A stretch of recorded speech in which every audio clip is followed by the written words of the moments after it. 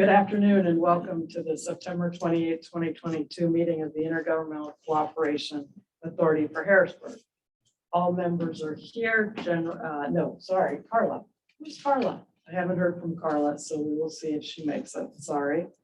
I was so distracted because we actually have a new member who you can't see.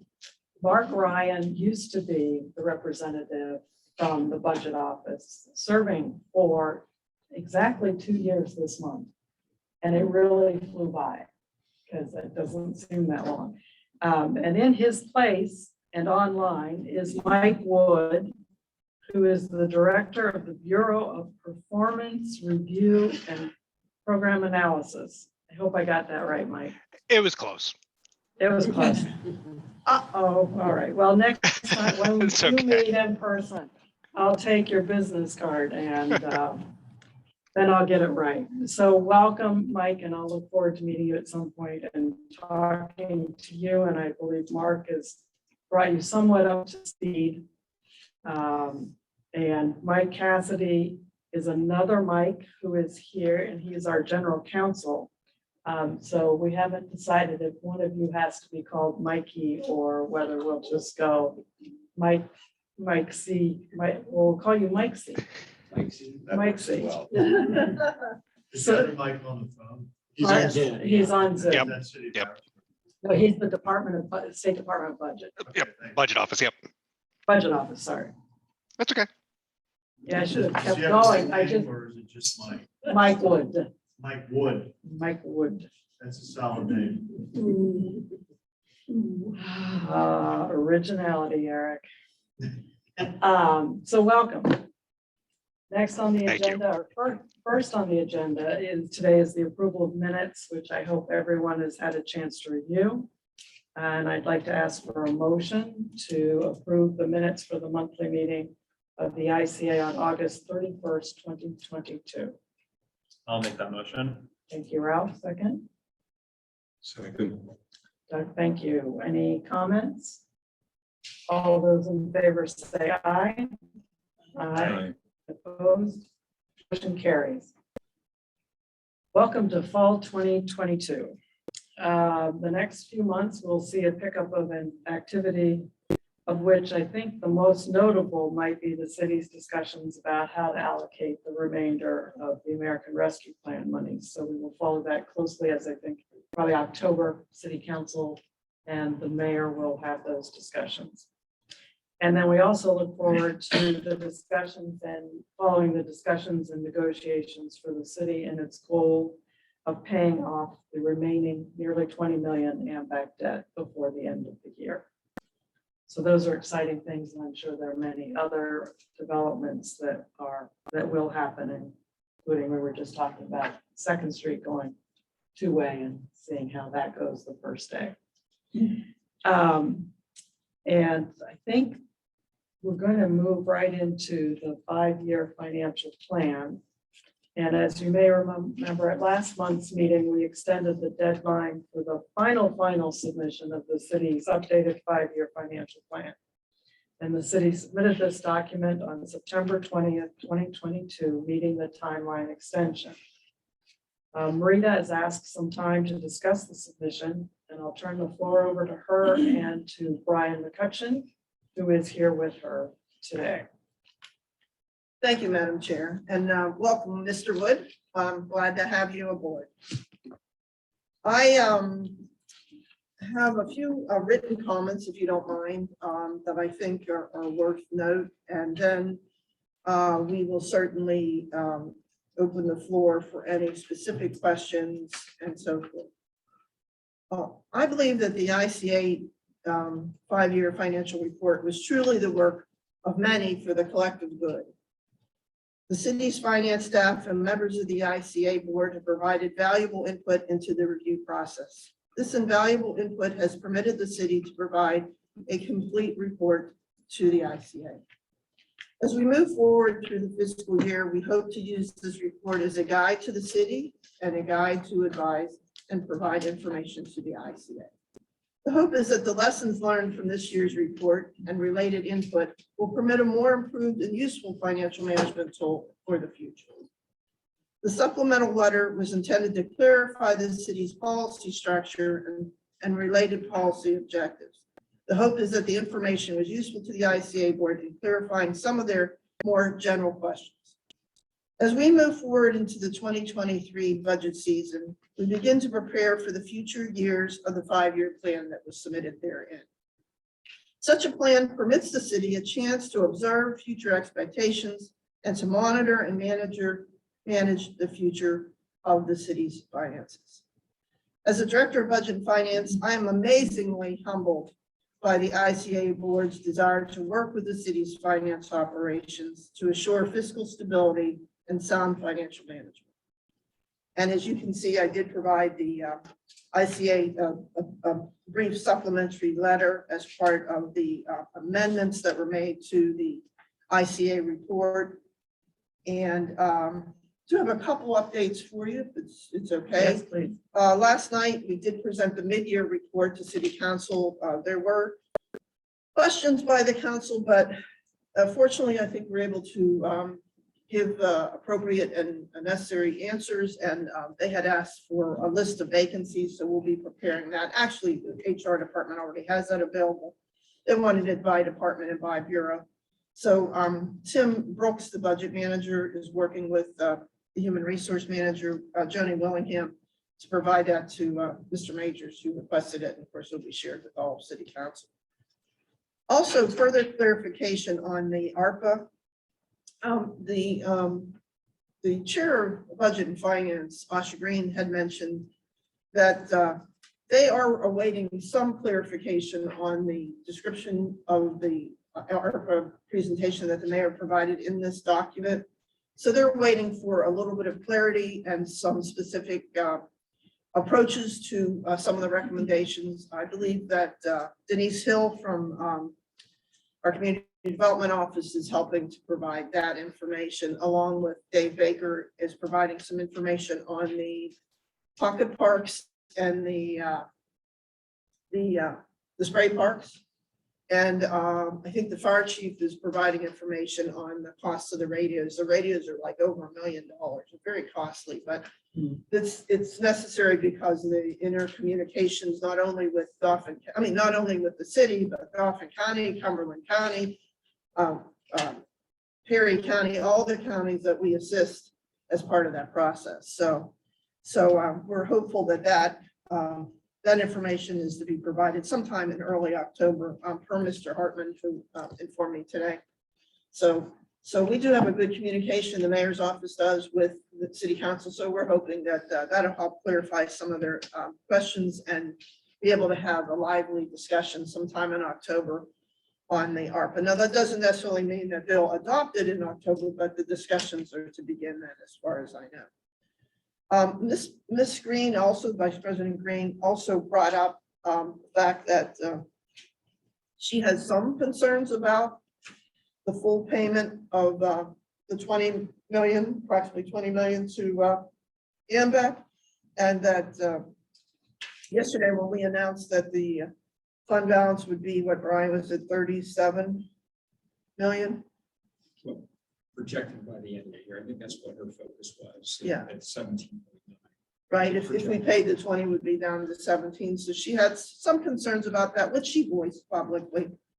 The mayor is still in negotiations. We have had some conversations with AMBEC just as early as last week, but they're confidential at this point. But there is hope that there'll be definitely movement towards payment of that debt, and we just don't know to what extent at this point. But we're very, very hopeful. As you know, we did pay off, Brian. Why don't you tell them, because I always get it wrong. Yeah. September 15th. Yeah, just recently in this current month, milestones where she was paying off the 1997 series debt, the D bonds and the F notes.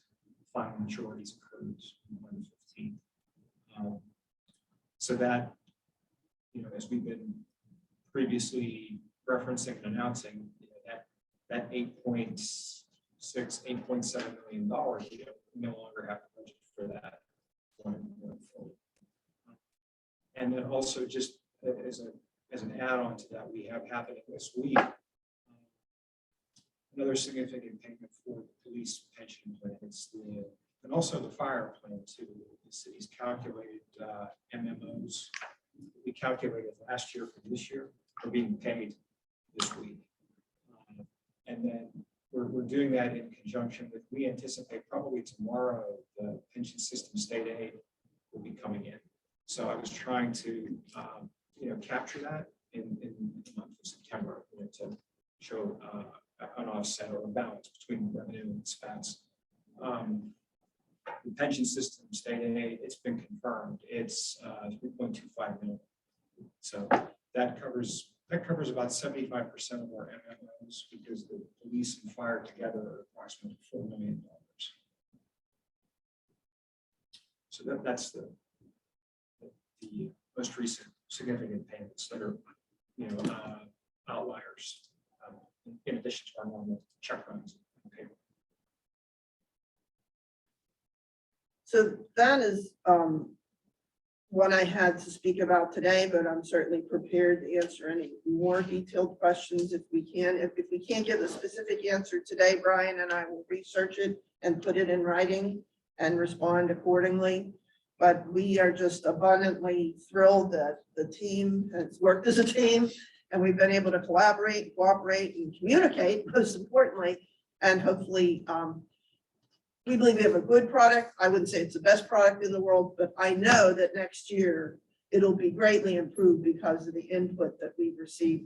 I was personally just thrilled that Ms. Carter, Chair Carter, was willing to sit with me and go over things painstakingly, and Vice Chair Mr. Vartan and Doug Hill.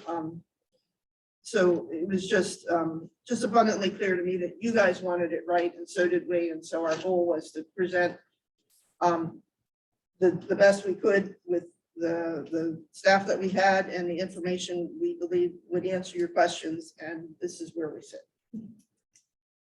Well, thank you. Any questions for Marita or Brian regarding the 5-year plan before we move into our actual discussion of the 5-year plan and voting on it?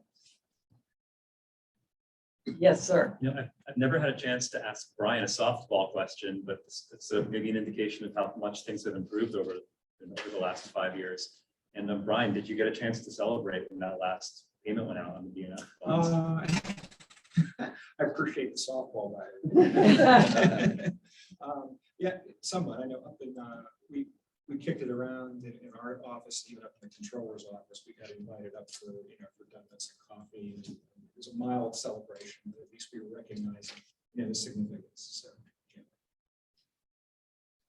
yeah. I joked to I saw Marita earlier in the month. And I joked to her that I hope that there was like the sound of just champagne bottles popping all over town the day That's yet to come, perhaps, Yeah. but not in the building.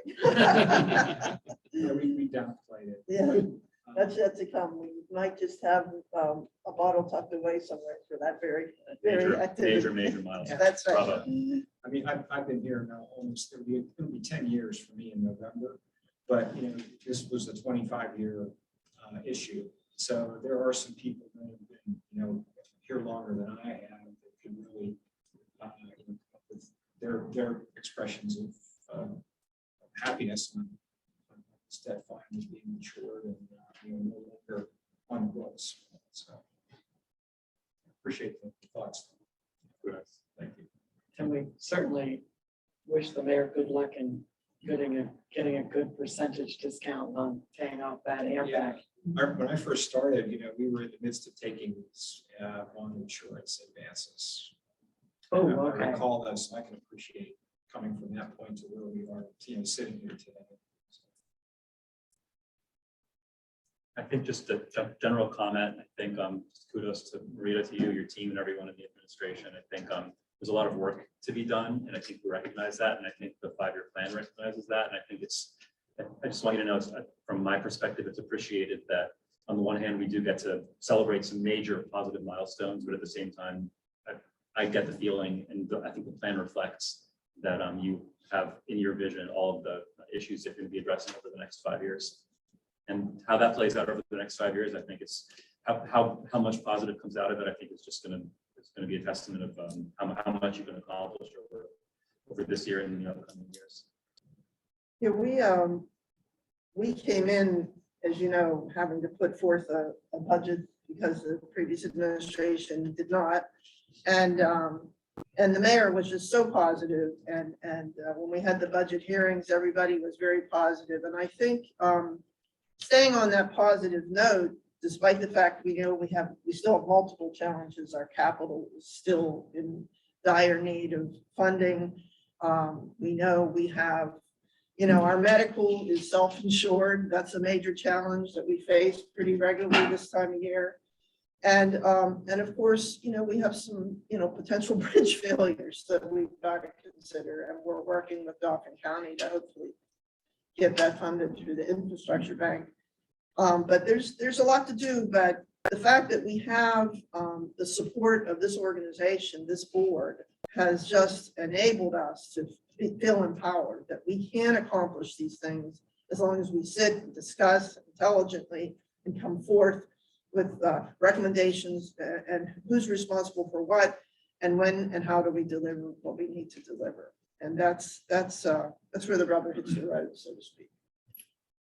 And just final comment is just personal observations. I reviewed the plan. I reviewed an original submission really closely, and in my reading, it seems that it is compliant with Act 124. And obviously, and anyone else is welcome to comment anything they may have picked up in the plan. But for my part, I'm prepared to proceed and vote to approve it. Well, so now we segue beautifully, I guess, into the next item on the agenda. Thank you, Marita and Brian. And just summarizing, so on August 11th, we received the letter from Charlie DeBrunner, who said he agreed with all the historical data presented in the report, along with the assumptions contained in the revenue and expenditure projections. Those did not change in this revision, therefore it still stands good. We also received the mayor's certification letter, which she submitted on August 4th, 2022. And so those two things in addition with the plan itself complete the submission. So we have a package that we can say fulfill what we think we need and the acts of the provisos of Act 124 relative to the 5-year financial plan. You have heard what Ralph thinks.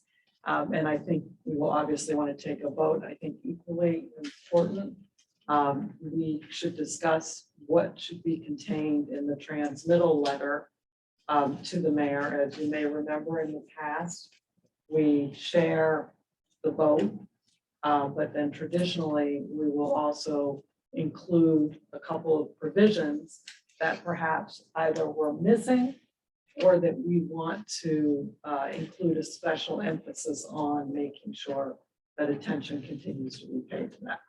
So let's move into that part of the conversations. And let's have the conversation, then we'll have to vote. Looking at me, do you want me to keep going? Sure. I'm happy to. I have a couple points that I think just as far as Madam Chair, as far as your comments about we have a duty to give advice to the city, and I think the items that are in the plan that are some of them are not fleshed out fully, such as ARPA, and we know why. So I think for the first thing is in our transmittal letter, I think it would be good to emphasize that we would just like to stay in the loop and just ensure that all the I's are dotted and T's are crossed related to the approval of the ARPA spending. I think that's one item that would fall under the purview of the plan. I think on the real estate taxes under the revenue forecast, there are some eye-popping statistics related to tax exemption. I did get a chance to speak with our colleague Rita a couple weeks ago, and she mentioned that they had folks in the administration who had been working on the real estate revenue and tax side and things including pilots that have come up for discussion. So I think that's another item for us to convey in the transmittal letter that we'd like to continue to stay involved with, and just to support the city and not just receive the reports, but also hopefully help them accomplish the objectives there. On the parking tax, I think Doug has been able to point out a few times regarding the parking tax that it's a potentially major revenue source for the city, and it hasn't materialized for the past 2 years now, I believe. So another one for us to continue to look at together. Can we correct that just a minute? Please. Brian, do you want to explain? Excuse me. my Please. voice.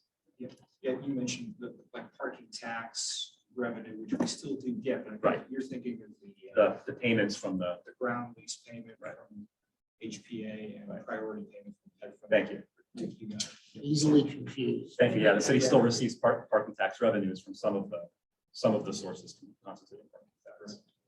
But the other two, we received 0. And, So that's why we just wanted to clarify that for you. And there's Hopefully- assumptions in there that over the next 4 years, that's going to recover. So I think that merits keeping a close eye on, because that's a potentially major source of revenue for the city in the future again. It's certainly our hope. Excuse my interruption. No, thank you very much. The collection rates in the NSF, I think we've seen some really positive statistics on that one, and they're reflected in some of the recent reports we received. And we received another recent one from the city and from Brian, thank you. Sure.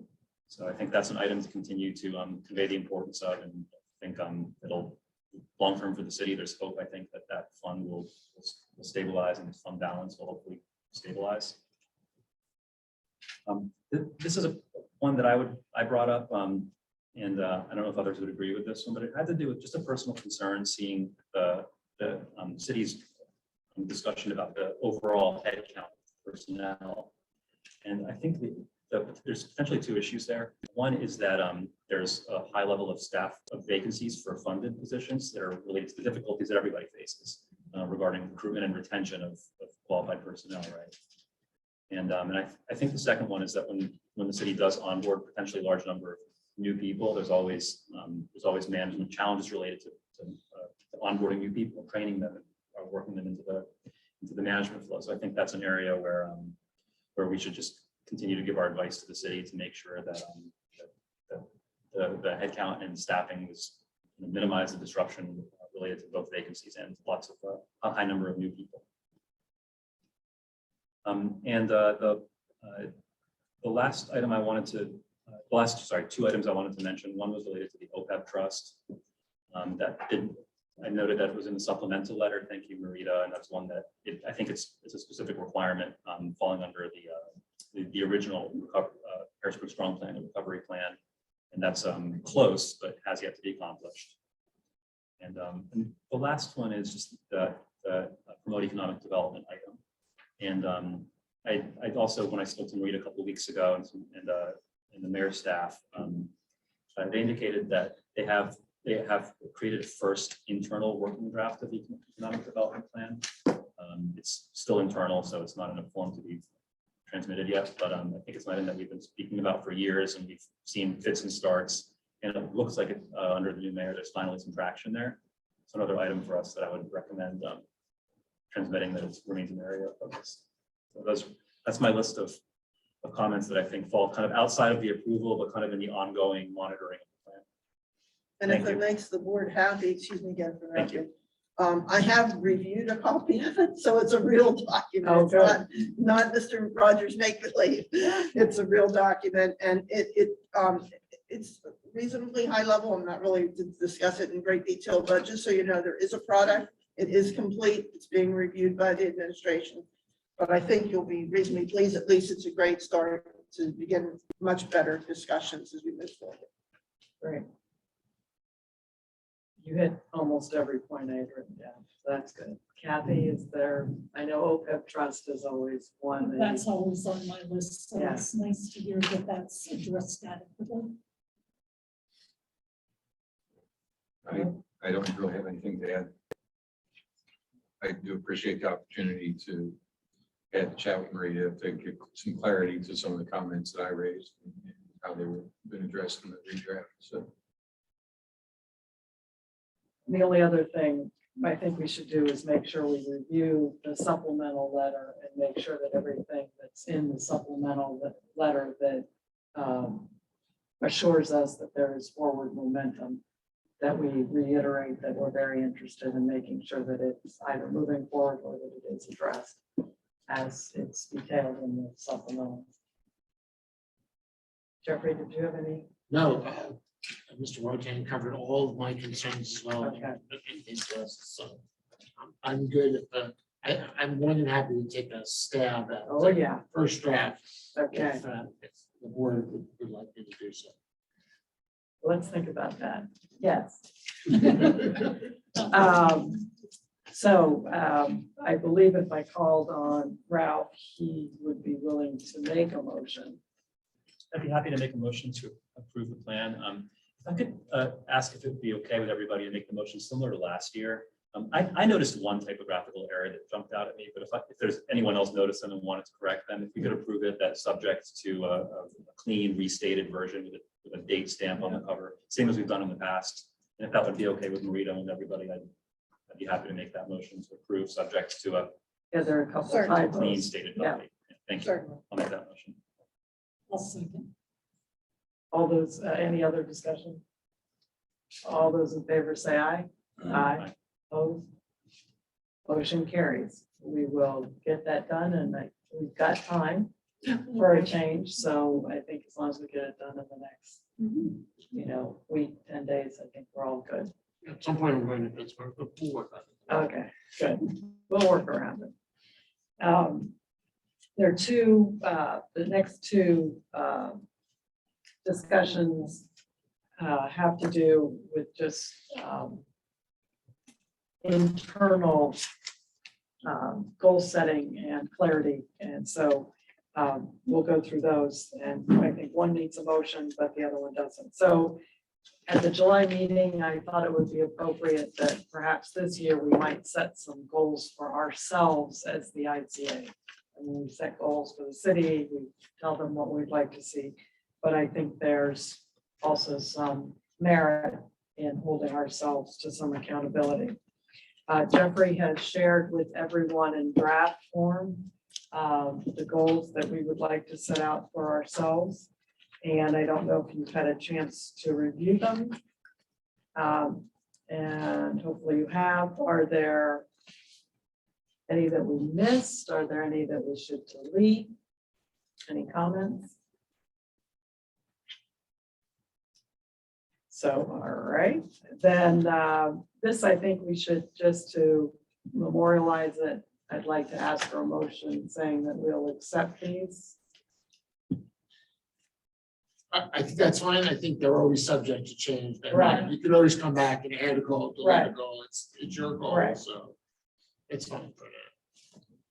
I like the idea of promulgating a document subject to flexibility in the future so that we can add, it should be a living document Right. as far as I'm concerned. So I think we can accomplish that by having the goals as of, make sure there's a date on it, and then revise it whenever we have something to add. I'll make that motion, that Thank you. consideration. A second, Second. all those in favor?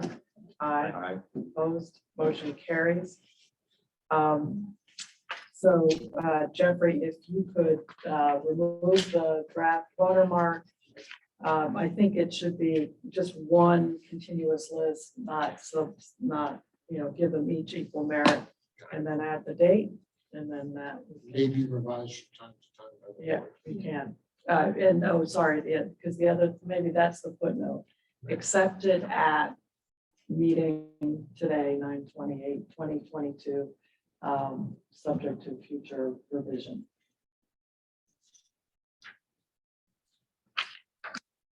And then the next item on the agenda was, we had agreed, and then one of our goals is talking to the appointing authorities of the five of us, as meeting with them, as well as our greater or central PA constituency, because there are several members of the House that have certainly been quite helpful in our development and issues that we've had.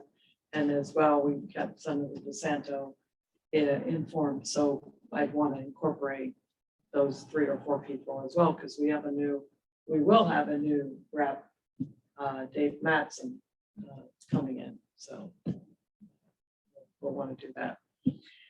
Have you had a chance to review it? And real kudos to Doug, who really fleshed out a lot of these. Thank you very much. Any additions, deletions? I think this doesn't need a vote. This is just sort of a roadmap for us to follow in our discussions so that we're all speaking from the same. I have a question, just, I know you have this thought here that you've expressed, and I'm just asking for additional clarity. When do you think the meeting should be held, calendar-wise? Is it too soon to have them now, for example, because it's before election days, it's a post-election day kind of thing? You know, I'm just giving you an hypothetical of what you're thinking, but I don't, or maybe. It's right here. Oh, okay, good. Because I had thought about it. I'm And sure you have. No, and I was just going to leave it to the members, because Okay. in some cases, it's a fait accompli. We know that that person, the appointing body, will continue. In other cases, they may change. So I think I would encourage us, and it never hurts, even if someone's leaving office. They have colleagues, they can be discussing. I know that one of the things that looms large for me is, and it was in our goals, trying to get the city out of Act 47. And so there's also a need to sort of gauge to find out what kind of dedication energy could be put forth to possibly either altering Act 124, removal of one sentence, or changing one sentence could get the city in a position of being able to borrow. So I don't know that it hurts. I think if we have enough time, let's cover as much as we can in the time that's appropriate. And I don't, what do people think? I think even if it's a change in membership, is it strange to reach out to them before they're actually officially in office? Would that be weird? Well, you are the one that, as an appointing authority, has the Oh, yeah, I am. obvious change. I'm pretty sure who my appointing authority would Yeah. be, if lines of succession are normal. So, that's still possible. And same for the rest of us, I think. Right, So, whatever their calendar yields. okay. And it may be if we know the person and we can get into them, to talk to them before the end of the year, before the crush of everything else that'll be on their plate, because I would hazard to guess we are not number ones on anyone's calendar of things to do. As a practical matter, they'll be doing their leadership elections not long after the Oh, election. right. But as an equal practical matter, signing that during November 30th. So the out of town reps are likely to be in town, except if they can piggyback on other meetings. Got it.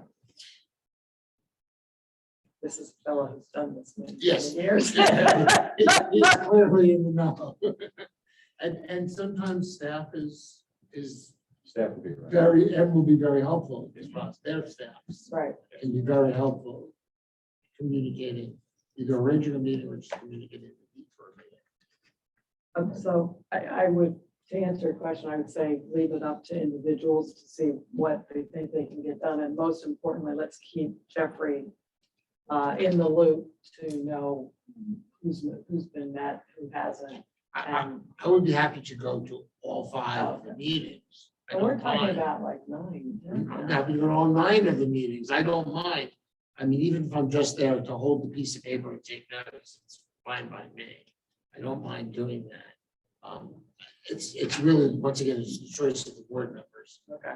I don't think though, with all due respect, if I call, I'll No, get nowhere. No. So it has to sort of be you who calls and sets up something. But I'll I participate. think whoever I called on my Andy, because he's gonna get us in with a couple people, so. Okay. Because it is the speed dial number we need, right? All right, so it's fluid. It's the way we'll leave that. We have talking points, timing is fluid. Keep Jeffrey in the loop and we'll report back. I think it's also good just to report back as we meet with people if we find out hesitations or concerns that they're voicing to then prep anybody else going to meet. One additional suggestion, I know, and this is really up to Mr. Wood, if he would like, I know that the Secretary of the Budget's been very useful in the appropriation process for funding for the ICA. So that's another, it's not an appointing authority, but it's somebody who may want to be keyed, or he may want to have a separate meeting to discuss sort of the talking points. Yeah. That's up to you, Madam Chair, what you think is best. But that's a sort of a standalone office, but it's good to keep the budget office informed of what we're doing as well. Well, fortunately, Mike, you'll be our voice box there. And you and I will have a chance to talk about history, current, and where we go from here. And then maybe we can seek your guidance as to that next step or who else we may want to speak to. On that Okay, point. that sounds good. The obvious potential for a different budget secretary Right. for next year, but there will always be transition teams that gather information that they pass along to the next one. So this could be part of the notes that get Okay. transmitted. So keep whatever notes Mark Ryan gives you. Jeff, may I ask, do we have money that we've carried over? Yes, we do. We have a healthy balance. We just got our year 5 check. It's actually not reflected in today's statement. So we have plenty of funding to bring us to the end of the current state fiscal year. It would only be having something beyond that if the ICA was going to have future years. Then we would have to, our MOU with DCED has sunsetted after this payment. But it's So- always nice to be in the position of going in and saying that amount should be adequate for the next year as opposed to. Yes, asking well, for and I know that I don't want to speak for the chair, but you've had some thoughts about what if there was going to be future appropriations, what might it be, what might we need? I won't dive into that, but it's been thought about. Right now, we're fully funded through the end of the current state fiscal year. So we're okay for now. The only discussion would be what happens in 23, 24, 24, 25. Some decision will have to be made at some point, but it's not imminent and there's no crisis. Thank you. Which again provides a beautiful segue into Jeffrey. Did you get a report on the budget? Yes, we're fine. This is a snapshot in time. I was surprised we did deposit our state funding. So thank you to DCED for our year 5 funding. It's actually not reflected on today's financial statement, which I'm having trouble finding for some reason. Give me a second. Of course, I just. And everyone did get Everybody They got- received a copy. of the, just of the expenditures, So not of that's the, not of the budget. Right, Okay. so thank you. We did receive our year 5 allocation from the state, but it's not reflected in today's numbers because obviously it crossed in half. We have a total of 5 invoices that we're paying today. We started the period with a starting balance of $102,635. We finished this period with a balance of $97,918, but there's another deposit above that that's not reflected in the 97 balance. So we should have sufficient funds, at least, and I'm not sure what the activities of the board will be this year, but you certainly have sufficient funds not to be concerned about the current fiscal year with that kind of balance in your bank account. We do have year-to-date interest from FNB Bank of $18.25 on your holdings, and they have not charged us any fees. So that's the good news. And if you have any questions about the authority's finances or expenditures or anything else, please feel free to contact. Any questions for Jeffrey? Other business? Any other business? Just to report, I'm going to talk to Neil Robert tomorrow on a couple of issues, so hope to have some report on some of the things we have outstanding, including talking about where we're going as far as finding a substitute for the Act 47 coordinator as the litigant. And you're also going to talk about that correspondence that we received. Yes. I think it's pretty rich. Yeah. And if it's okay with you, Madam Chair, I do have an item of other business. I was Sure. contacted by the Assistant City Clerk who works for the City Council, and he's asked to have a conversation with me, just I think it gets to know you, Oh, good. which is wonderful. Is that Jared? Yes, so I'm gonna. Who is we're that? gonna- He's the assistant city clerk for the city of Harrisburg. Okay, what's his name? His first name is Jared. It's Jared something. I'm not Is sure. he the gentleman that was at the meeting that we were at, Impact Harrisburg? No, that's the city clerk. Yeah, that was the city clerk. Okay. Anyway, He's the assistant. Oh, good. we have a daytime conference call on Friday, which is wonderful, trying to always keep the lines of communication with city council open, and that the clerk has always served as a good conduit of the clerk's Right. office for us to have continued communication with the city council. So, He's a nice young man. good. I never knew we had an assistant city clerk. And we now have some research. Whoa. There you go. For city council. Any other new business? No. So I will turn it over to you as we offer time I for think public we have a comment. couple of members of the, well, why don't we, before we go to the public, did you have, Brian, did you have anything else that you wanted to bring to our attention? Generally, you do when you come to Well, I us. don't want to disappoint. Usually bring us some exciting numbers under other business, so. Well, yeah, I know mid-year was the big focus in person. I appreciate your time and feel good about what you did today's vote in favor of it. Just three main things that I'd like to voice from last night and what was building up to last night, with our presentation to City Council. The mid-year report was crafted and using the prior year as a model. We felt going into, and I'm Maria, forgive me if I overspeak for you, or Tim Brooks, the city's current budget manager, who really, he just started earlier this year. So I always felt like last year's products, and I'm not the budget manager, but that it lacked something, because it was a good summary and there was good descriptive content, but it varied from previous year's presentations, which I really didn't build in the prior years. That was the budget manager and finance director for those years. But it was crafted mainly by the BA, Mark Woolley, and we did have a current budget manager. They worked together. And I'm not being critical, but we use that as a model, and then we felt like we needed to expand it, like it needed something. And we saw an opportunity.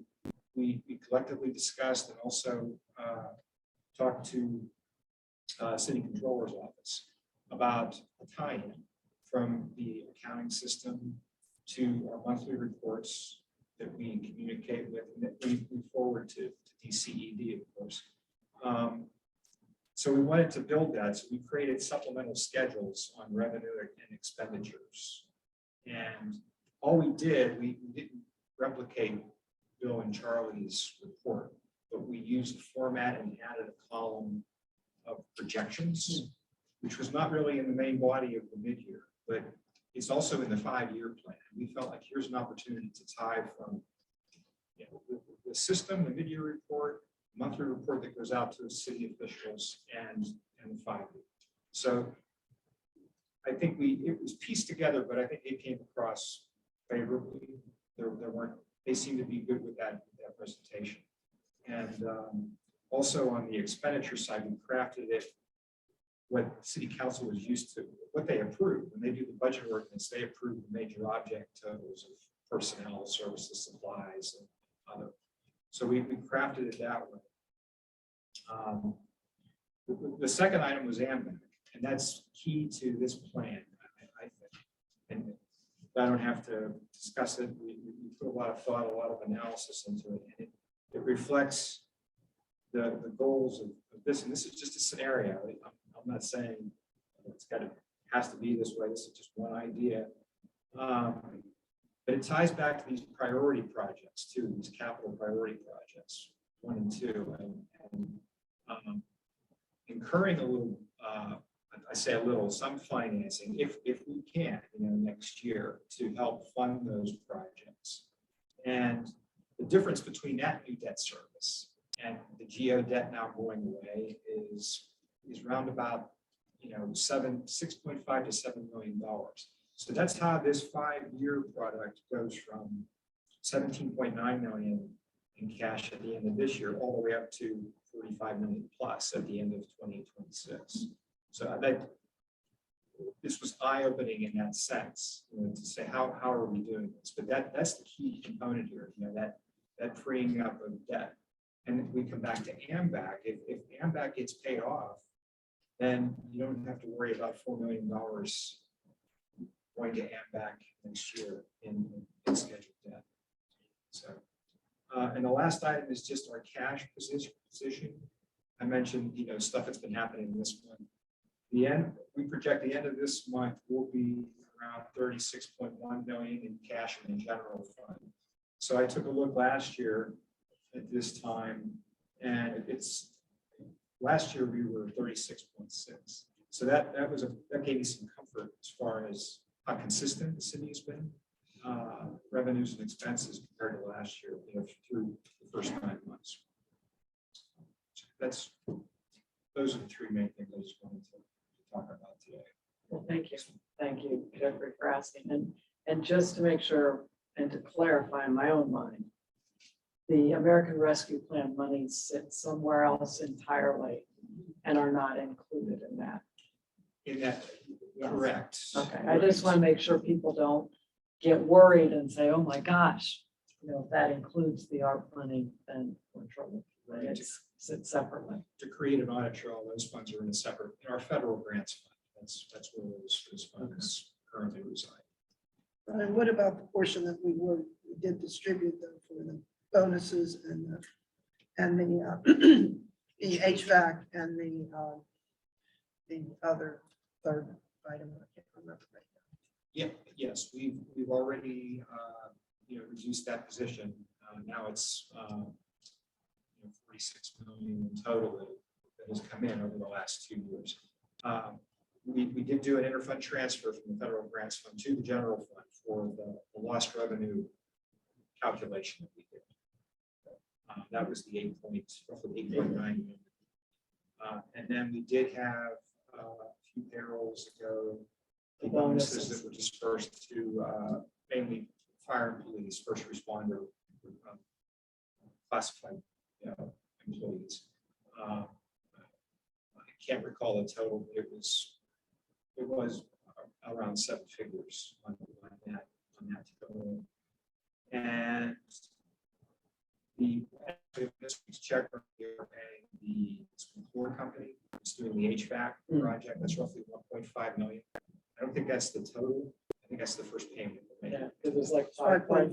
Yeah, it's a big question. So yes, we're starting to utilize those funds. Great. And they would be included in these reports.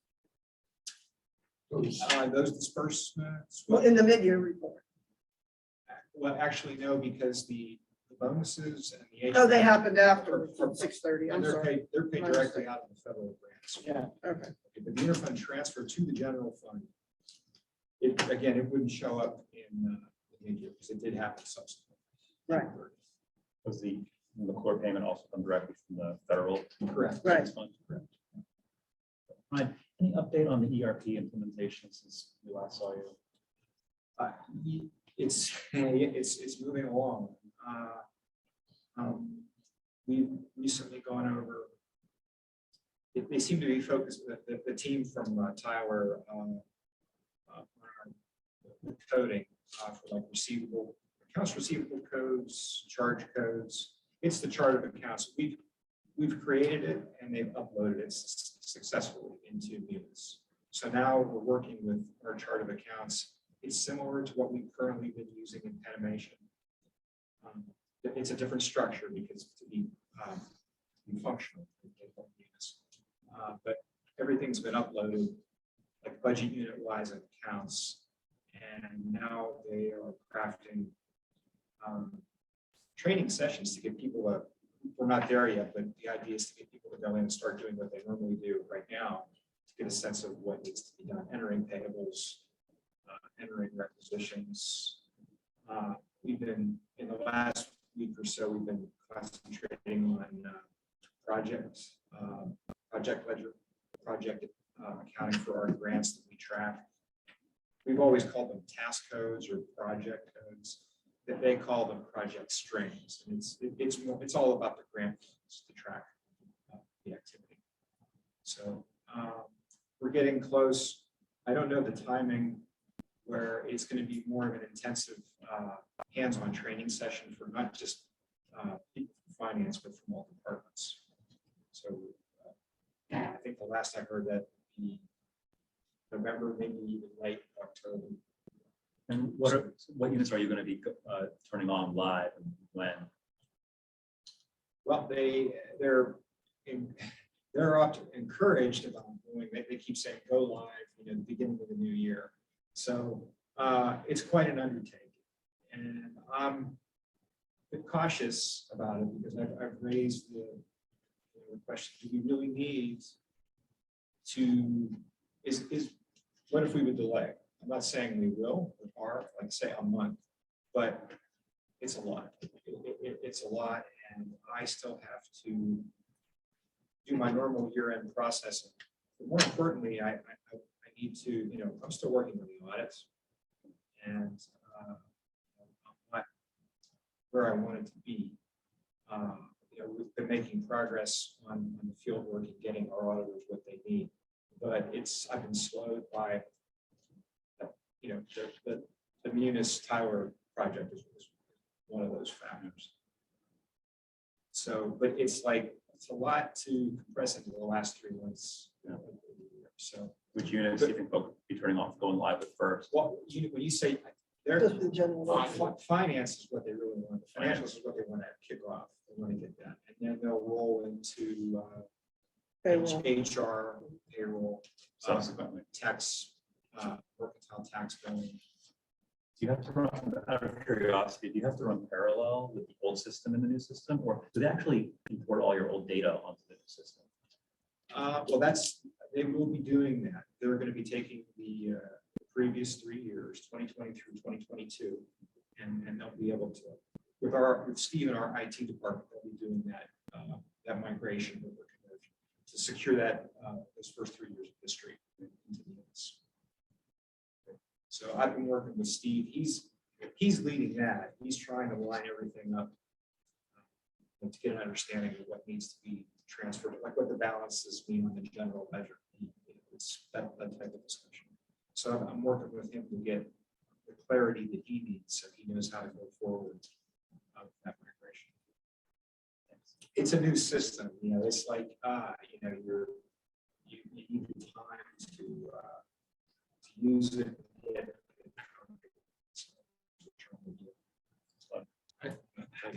If you don't mind me jumping in, Brian, I've done this twice before, the migration. So, while it's good to do it at the beginning of the fiscal year, obviously the beginning of the fiscal year is a crazy time for other reasons, basically trying to close out the previous fiscal year, but it's a good time to draw a line. But you can do it other times in the year, and you probably do want to do it either quarterly or mid-year or something like that. So there's some line that you can draw and migrate in a logical way, as opposed to February 1st, which has no particular meaning. Yeah, Yeah. no, that's a good thought. And Just advice. I mean, ultimately, whatever you decide is I'm sure will work for you. I appreciate your familiarity with that and your Yeah, experience to say, oh, you might want to think about this. Me, I'm thinking, oh, delay, and it's like, well, what's the minimum delay? A month, right, to start. But Maybe it's a quarter. maybe it wouldn't hurt to. The other thing is, once again, don't worry so much about dual system. You still will have Pentimation. It will live, you won't use it for current transactions, but you'll be able, for example, to go back and do audit work or reports or look up even after you transition to munis. It's not like you're shutting off Pantamation. You just won't be Well- using it. Right, but we plan to, I want to say renew it for next year, because I mentioned 3 years is what they want to implement. What about Yeah, back? We still need that. you do. So that's why we want to keep Pantamation active into next year. I don't disagree, but my point is that since you're paying for the licenses, you'll have a way to access Right. data for research or for audit or for. And see, here's the other thing, which is we're crafting the budget right now. Right. How is it being crafted? It's being crafted on Pantamation. Of course. And the budget units, and the funds, Yeah. and their IDs, and basically, they're all different in units because of the coding that. Absolutely. So when we do the budget, which we do, late November, and council approves it, I can't post it until we're done at Right. the end of the year. Right. So when I post it, it's gonna post it into where? 2023. Right. So it's not gonna go into munis. So that's another wrinkle that I can't get my head around. So I did one transition exactly on December 31st, and that year, we actually built the budget simultaneously in both systems. So we wrote the budget in the old system, we wrote the budget in the new system. Smart. And then when the budget was finally approved, we turned it on in the new system. But as council made changes or as changes had to be made, it meant double budget work for that one budget season. Because you'd have to update it in both systems so that it was ready to go.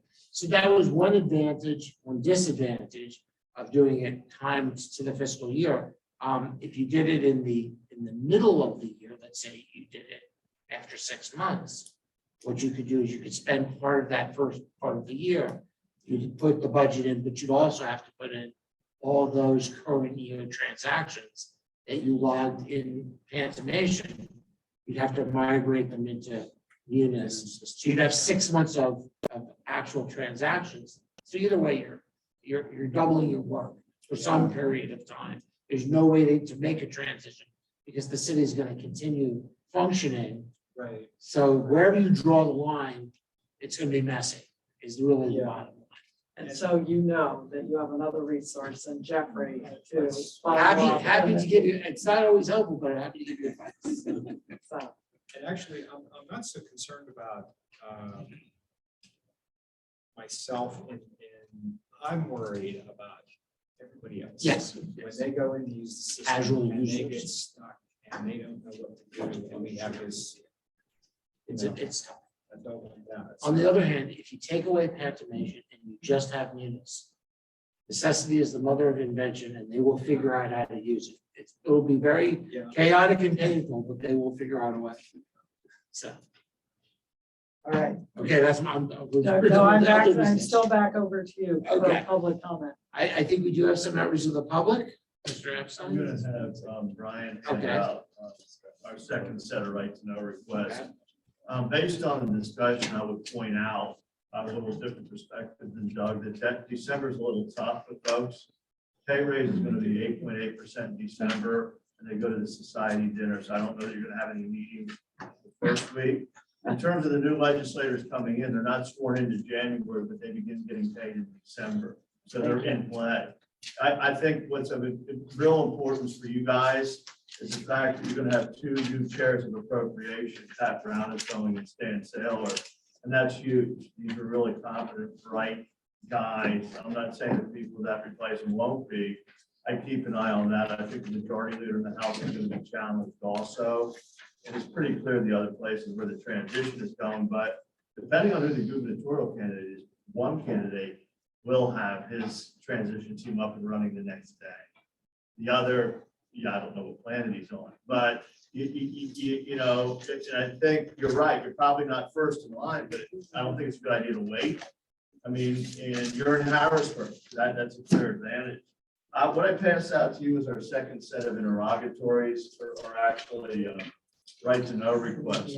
Neil Grover requested a second extension 2 Fridays ago, which we granted. We will not grant a third extension. It's getting to the pushing my patient's point.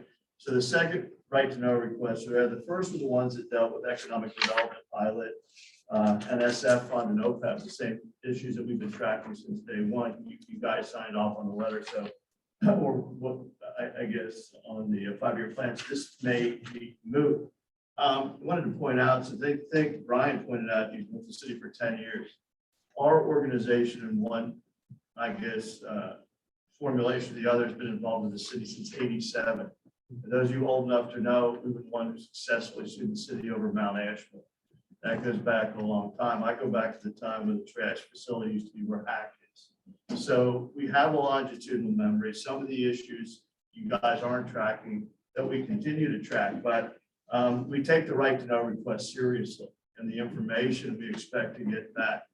And I'm saying that because I'm likely to see Neil tomorrow. When you were talking about pilot and real estate, Bureau of Assessment appeals, I bet you a third of their appeals are City of Harrisburg. And they're not nonprofit. So I don't know if you are charged with having a discussion. They're an appointed board from Dauphin County, but they're going to have 6 to 8 meetings by the end of the year. And, you know, I've seen the City of Harrisburg more and more present at those meetings, but again, I can't tell you what to do. That may be a board or entity you'd like to have a meeting with too. I don't know. Again, that may be the city's bailiwick. You know, the other thing, 2 things I want to point out, there's filings that you have for the 5-year plan and supplemental filings. Are they up on the web? No, they will be after this meeting because now they're accepted. So Thank you. everything will get posted. I'll make sure you get links. Sir.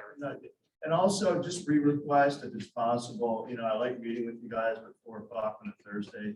It'd be preferable to do it by live stream. We cover, I don't know, 15, 16 boards, and this may be the only one that doesn't have that option. So I don't know if it's a budget issue or what, but if you truly want to have people access this, otherwise, I haven't seen a lot of folks. I may be missing something. And I think it's tough getting it. The only other one that's harder than this is septic for me. It doesn't really matter what you say it's septic because Pat has already decided it, whereas here it's a collegial and collaborative process. Brian, did you have anything? I was just gonna say, we make our money in reruns. So. Well, I'll tell you what, we cover a lot of boards, and for the city of Harrisburg, it's really helpful. Yeah. You know, we cover that lower Paxton Township municipalities, you know, say what you want. but- We do post all of our videos of our meetings on YouTube. We have a YouTube channel. And you usually do it the next day. Next day, So it's Tomorrow, almost let's just do in that. time. Ryan, did you have something you wanted to add? Just, I guess the pensions, the first responders, they would, just with numbers like 3.25 million, 75% of 4 million they're looking for. Where are those assumptions based on school projections over the next, let's say, 10 or 15 years? Because I know most cities have problems with pension liability. Sure. So that number was the MMO. The MMO, the minimum municipal obligation, or MMO, that the law requires that city adopt the MMO numbers officially. And they use both the actuarial service as well as the state aid that's provided to them from the state to determine what the deposit's going to have to be in cash from the city.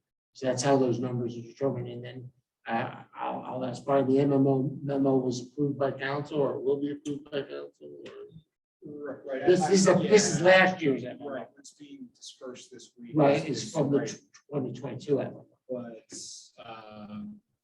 coincidentally, this year's calculation for next year's MMO is due this Friday. Right. Which I'm working on this week. So it's a year ahead. So the disbursements this week are for the MMO, which was approved a year ago.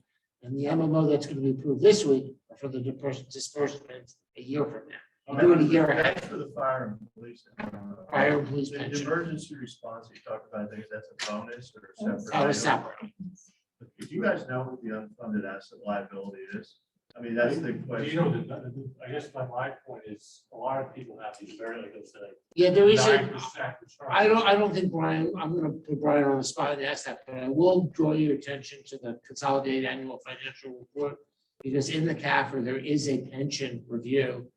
So as the CAFR comes out, it'll be updated and you'll see, for example, where the pension and the percent that's funded. So if you have trouble finding that, feel free to send me an email and I'll try to point you in the right direction. But that's all public I don't know that information. we've ever been restrained in sending you an email. You will never be restrained in sending me an email. But I would point out, we're probably the only public that attended the last PSERS and SERS meeting. Yep. I don't know how the city invests, but it's not good. You know, the expectations are not good. So again, I don't want to be a downer here, but tomorrow's SERS, we were at the SERS meeting last Thursday. The reason we're asking about the pension, some of their projections indicated if things went south, employee contributions would increase by 45%. This is a big number.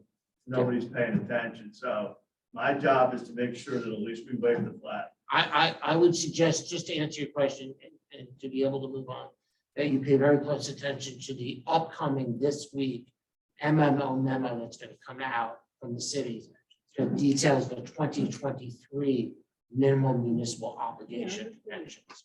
So that isn't public. We don't have that here, but it will be public momentarily, and that will tell you great information. So look for that memo. Okay. Is there anything else other than pensions? We good? No, you have the second set, so I don't know what that's going to be. And then Yeah. Neil asked for a second extension. As I said, that'll be it. Okay, excellent. Kathy. May I address a question to Mr. Epstein? Sure. I'm just a little confused. This is a right to know request that you submitted to the city, correct? I usually, as a courtesy, I send them to Jeff, and Jeff, as a courtesy, usually refers me to the city. So the first 7% on August 31st. Yeah, so these are actually issues that were formulated in July. And what's happening in the right to know world is that almost every agency takes the maximum of 5 days. Yeah. Asked for 30, the city took 5, asked for 30, and then asked for 2 more weeks. I was just. I already responded on, Was I submitted to responded the on behalf of the. No, ICA. that's just, yeah, no, that was submitted to the city. That was an original draft, but that got scratched. Jeff had nixed me, I forget what it was. He's pretty good about rejecting. I don't make you wait to get the reject, usually once I did, but generally I reject you really fast. We got a system down. Thank you, Eric. Thank you, comments, Kathy. Did I do a good job? Anything else you want to add? No. Okay. You have- Just a couple of things.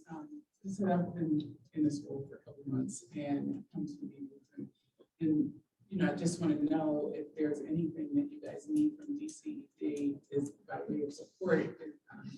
You know, if there is, let me know so that I can make sure that I'm providing it for you. The other thing I wanted to mention was in terms of the budget, and if there is a need for additional funds, and, you know, I'm not saying that DCD is going to give them, but if there's a need for additional funds, shortly after the administration change, you want to put that request in so we consider it, and then if it's approved, to go through the process so that, you know, when the new fiscal year starts, we'll have that in place. That process takes a lot of time. Right. And then I'll have to determine like where this is going to come in, you know, so just that. I think we worked it out the first time. I wasn't actually here, but I believe that the chair and the vice chair worked it out with DCE shortly after the formation of the ICA. We were able to negotiate the MOU and get an appropriation. But we had Act 124 that put forth the funding was going to come through DC. Yeah. So I think we also need that, We do. because I'd love for you to wave your wand and say, yes, they deserve it. But I appreciate that, and I do think that we probably need to have more conversations on where we want to go with this Act 47 and whether or not you think that the direction that Neil is going makes sense. And so maybe I'll give you a call after I talk to Neil and just see who we might want to get into this conversation so that it actually keeps moving forward. But thank you. Excellent. Thank you for coming. And always thank you for coming. Yeah. Especially since you had to rush up from work, so we appreciate that. And now go back to Lancaster. Anything else for the good of the order? And if not, I'll ask for a motion to adjourn. Oh, someone wants to leave. So moved. Okay, there you go. Second. Perfect. 5:10 PM. Thank you very much to our new member. Bye, Bye, Mike. Mike. We'll talk to you soon. Thank you.